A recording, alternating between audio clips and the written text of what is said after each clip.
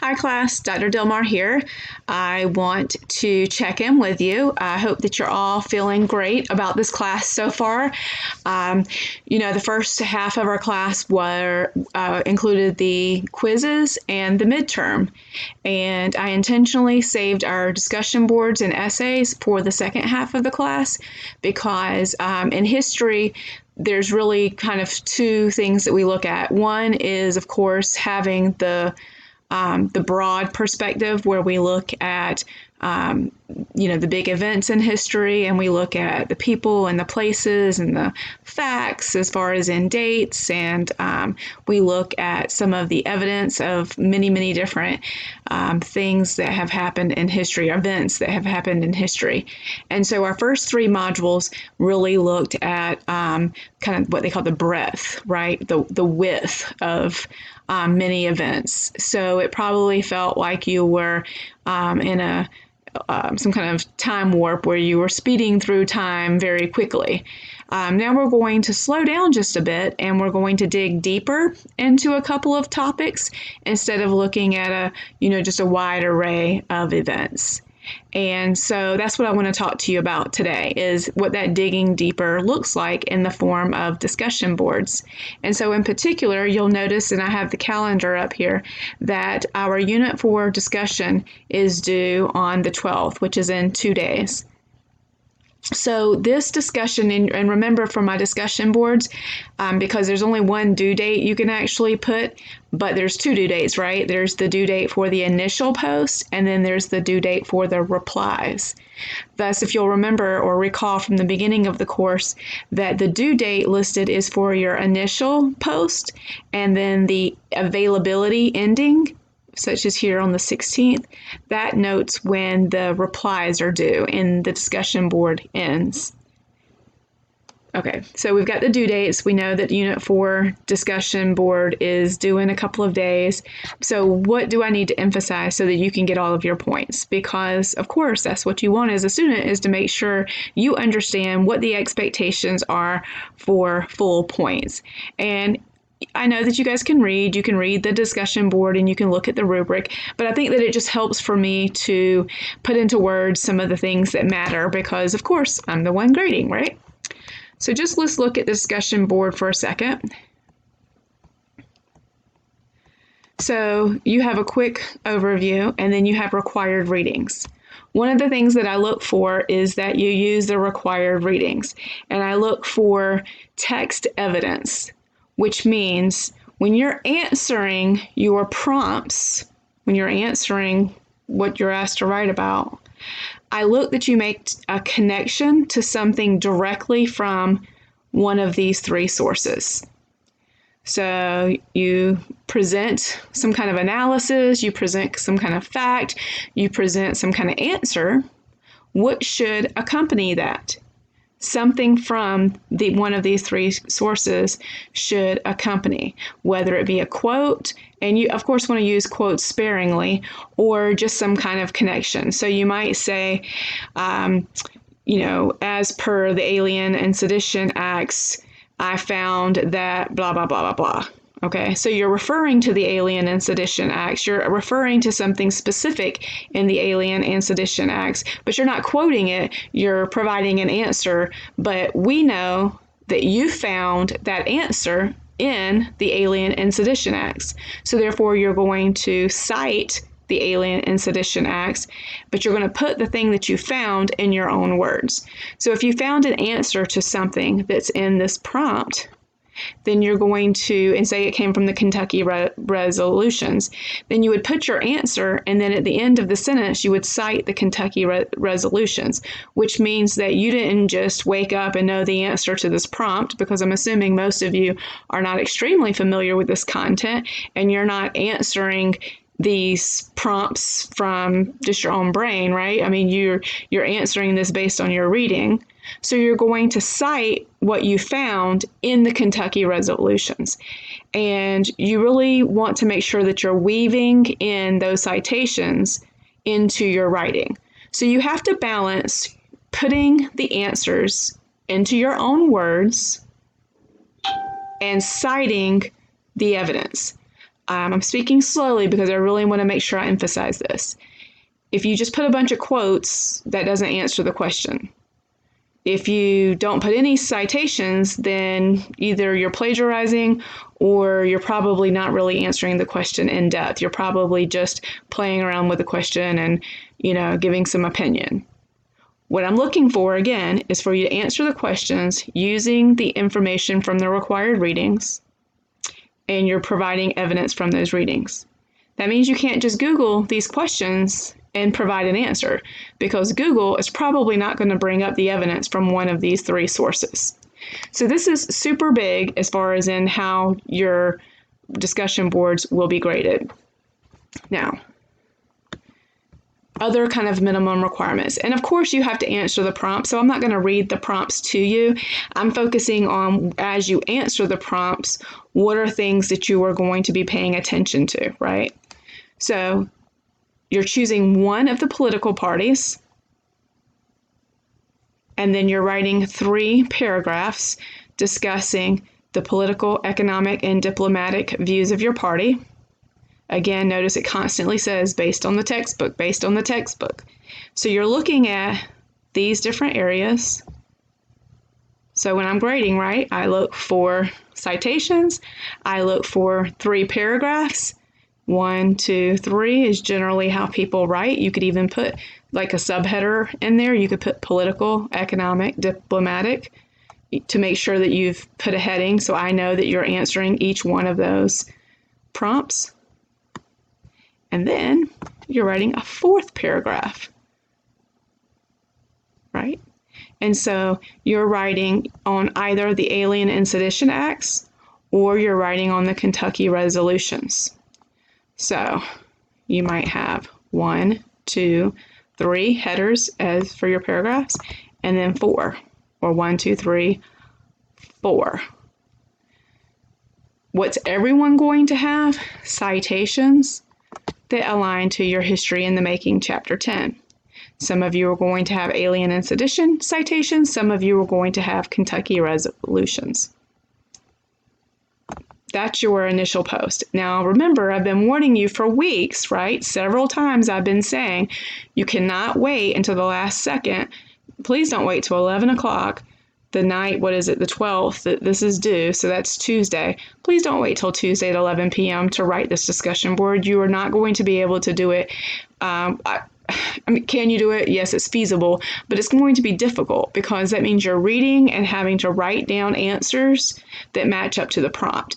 For me, what I like to do is go ahead and type out the questions. So if I chose the Federalist point of view, I would go ahead and write down. Let me go back up here to it. The strategy I would use is write down Federalist and type, right? I would type out Federalist and then I would type out these 3 words or these 3 terms. And as I read, I would type little bullets underneath each one. And then I would go back and put those into words explaining this. So you might put keywords or key sentences. Just remember to paraphrase when you go back to do your final writing. So it takes some time to read and find the evidence from each of these 3 different perspectives. But I would type as I read. That way because you're not going to remember all of that when you read it. But again, you're not going to be able to do this if you start this at the last minute, or at least you're not going to be able to do it well. And this is a large part of your grade. Okay, so final check here. Let's look at our discussion board rubric, because ultimately this is how you receive your grade. So if you'll notice, it takes an above average understanding just to get 17 points, which is a B. Mastery of the understanding is your superior 20 points. So you can't just do an okay basic job and make an A on this assignment. An okay basic job is a C. Moderate understanding. Above average. So above average still only gets you a B on this domain, which is the understanding. So please make sure you're aware of that when you look at how tight, quote unquote, or how strong your evidence is. I'm going to look for evidence for the mastery or above average understanding. I'm going to look for the fact that you read and you completely understood and was able to provide an analysis to us to be able to get to that above average or mastery criteria. And then you'll notice that the next part is, we'll start here with the B. Specifically, mostly well supported and shows original thought or ideas. Highly specific. What do you think specific means? Specific means citations. Did you come up with that? Okay. If something says highly specific, that means that it's very specific and you have a citation. But then you have to balance the citation with original thought. So in other words, you have to be pondering, you have to be wondering, you have to be posing some kind of, well, this is how, the alien, when we're looking at the Alien and Sedition Acts, it was written from the perspective of blah, blah, blah, blah, blah. But if you look at history seemed to contradict how this could even be appropriate. What about such and such event? That kind of contradicts what they were doing in the Alien and Sedition Acts, or this philosophy that was supposed to have existed, you would have to name the philosophy, I'm not going to give it to you, countered what was put in the Alien and Sedition Acts. So isn't that something that we should really be discussing as a country? That would be promoting additional discussion. Now, for that one, if you want to steal my idea there, you're going to have to know what philosophy that didn't jive with the Alien and Sedition Act. Okay. Participation and timeliness. So if you're on time and you meet the minimum level required, you're still in C category. Okay. Remember this middle category, acceptable, is a C. So you're on time, you do everything you're supposed to do, and you make the minimum amount of paragraphs, you meet the minimum amount of replies, you still only get a C as per this domain. What's the difference here? Well, posting meets deadlines, so you're still on time, right? But what does it mean for participation level is consistent? What that means is you don't at 11:59 on Tuesday post your initial reply, and then when the replies are due on the 16th, you wait till 11:50 to post your replies all at once. Okay, that means that you're interactive. So for a B, and definitely for an A, how many days of the week did you interact? How many different posts did you reply to? Did you log in, reply, generate some discussion? Did you come back in? Now we're in A category, right? Did you come back in and you posted some kind of thing for additional discussion, some kind of reflection? And then people did actually start discussing what you posed, or disagreeing, agreeing. Those are really good, right? When you pose some kind of question or reflection and people start to respond, then you can jump back in and respond to their responses. That's when we get to a high level of engagement. And then just really coming back down to the sources. So you've provided citations. Do you have the references? What's relevant sources? Relevant sources are the 3 that are provided to you for the week. So remember, there's at least 2 for each. No matter which view you choose, there's 2 that you should have. And then finally, just your use of language. So if your whole discussion board is one solid paragraph, all the paragraphs, mixed together. There's no spacing. If your ideas are jumping from here to there, if you're, for example, say you're political and you're economic, when you have to have those 3 different topics, if those kind of mesh together and I can't find, okay, where's the paragraph on politics? Where's the paragraph on economics? If I can't find those things, that means it's not organized, okay? So I would put some spaces even in as you jump from paragraph to paragraph within your initial post. And then if you need to in your reply as well. Okay, so we're at almost 15 minutes. I know that this took quite a bit of time, but I do want you to remember that your discussion boards are a large part of your grade. You can go back and check your syllabus if you need to, but we're talking about discussion boards being like 15% of your grade, right, each. So there's only 2, thus I expect some high level of work to be performed on these 2.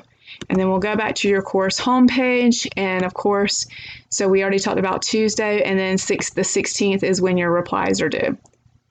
And then, of course, the same understanding you're going to apply to discussion board 5. But I'll come back in. It'll obviously, can be a shorter video for Unit 5 discussion, and I'll emphasize some things that might help you there.